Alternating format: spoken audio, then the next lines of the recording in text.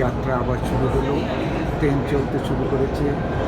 Station ছেড়ে আমরা আমাদের পরবর্তী গন্তব্যস্থলে যাচ্ছি।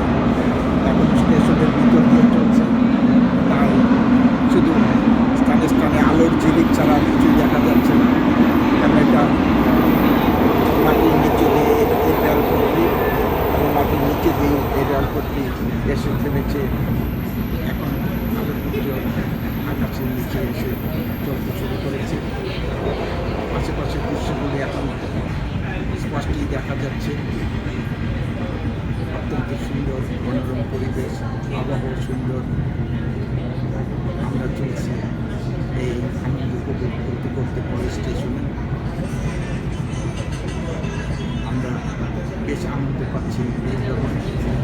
অত্যন্ত সুন্দর এই ভ্রমণ। কোনোরকম ঝামেলা নেই।